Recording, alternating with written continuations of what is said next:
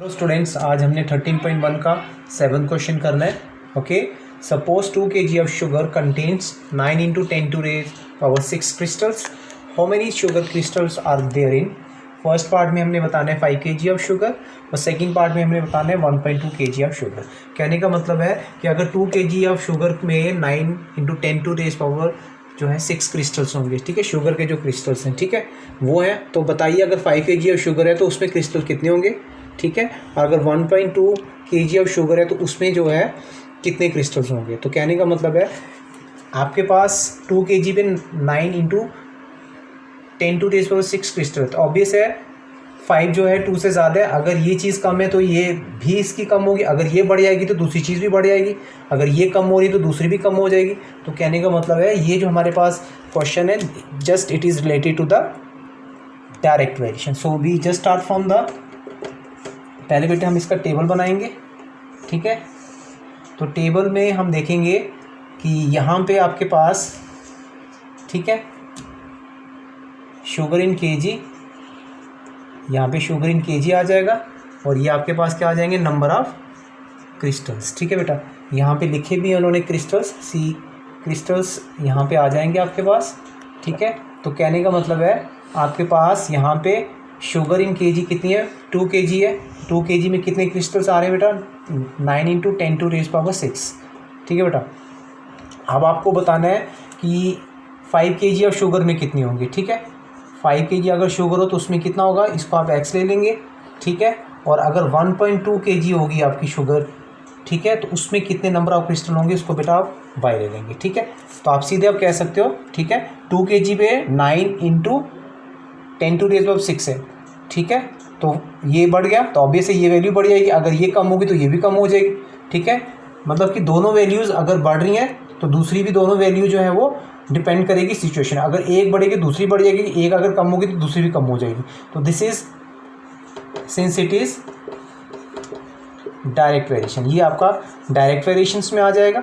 ठीक है, तो अगर आप इसमें लिखना चाहते हो लेट एक्स बी द, ठीक है, number of crystals in 5 kg of sugar and let y be the number of crystals in how many sugars, 1.2 kg of sugar. ये दोनों को आप लेट कर लेंगे.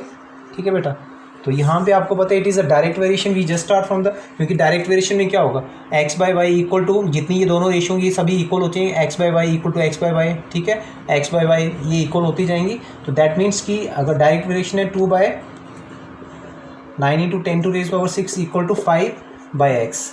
ठीक है बेटा, तो कहने का मतलब आप इसको क्रॉस मल्टीप्लाई कर लीजिए.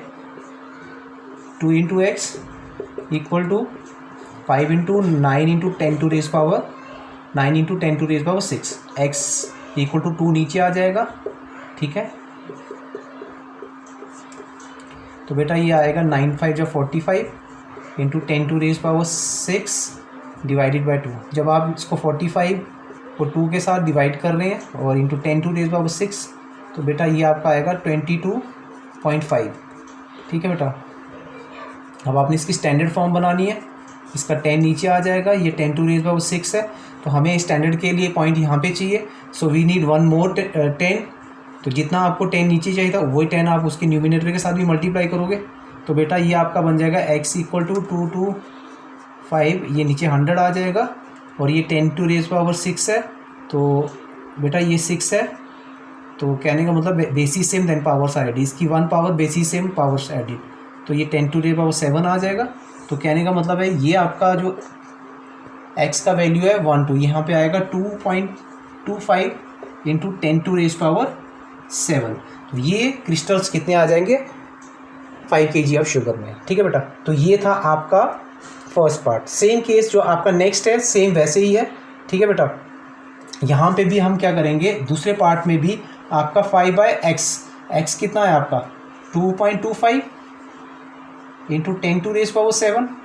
तो कहने का मतलब ये डायरेक्ट वेरिएशन, तो ये 1.2 और y, तो y को आप 5 के साथ करेंगे इक्वल टू 1.2 और बेटा ये 2.25 इंटू 10 to raise power 7. ठीक है बेटा, तो बेटा ये नीचे आ जाएगा, ठीक है। 1.2 इंटू 2.25 इंटू 10⁻⁷ डिवाइडेड बाय 5, ठीक है बेटा। तो सिंपली आप सॉल्व करते जाओ, और ये 10⁻⁷, ठीक है बेटा, इसका 10 नीचे आ जाएगा और इसका 100 हो जाएगा, ठीक है बेटा। अभी आप क्या करोगे, इन दोनों को मल्टीप्लाई करो, ठीक है। ये आपका यहाँ से आ जाएगा, ठीक है, और इसका 10 आ जाएगा 225, ठीक है, और इसका जो 5 है, ठीक है बेटा, ये 5 भी हमें नीचे रहेगा, इसको कैंसिल कर दो। 5 1 जा 5, ठीक है, 5 4 जा 20, ये 45 आएगा, और 12 इंटू 45 करो, ये आपका कितना आ जाएगा, ठीक है।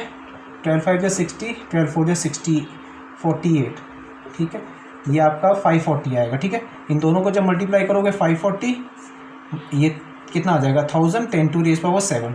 तो स्टैंडर्ड फॉर्म बनानी है, ये एक 0 इसके साथ कैंसिल हो जाएगा बेटा, ठीक है। उसके बाद इसका जो रिमेनिंग पार्ट होगा यहाँ पे मैं सॉल्व कर देता हूँ।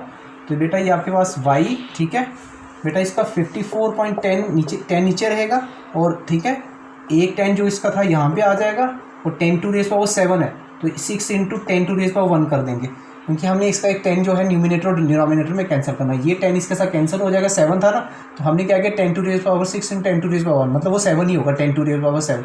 ये 10 की पावर 1 और 10 की पावर 1 ही कैंसिल हो जाएगा। तो बेटा ये आपका आ जाएगा 5.4, क्योंकि हम इसको साथ में स्टैंडर्ड में भी बना रहे हैं। तो ये आपका 10⁻6 को 1 के साथ करेंगे तो 10⁻6 आ जाएगी, ठीक है। और साथ में ये आपके नंबर ऑफ़ क्रिस्टल्स आ जाएंगे, ठीक है। कहने का मतलब है कि अगर 1.2 kg शुगर थी तो उसमें 5.4 इंटू 10⁻6 जो है क्रिस्टल्स आएंगे। अगर 5 kg होगी तो ये हमने फर्स्ट पार्ट में इसका निकाला है, ये बेटा आपके पास आ जाएगा 2.25 इंटू 10⁻7 raised to 10⁻7 crystals आएंगे। So this is all about the question number 7. It's very easy. So we have to just follow the steps one by one. Okay. Thank you very much.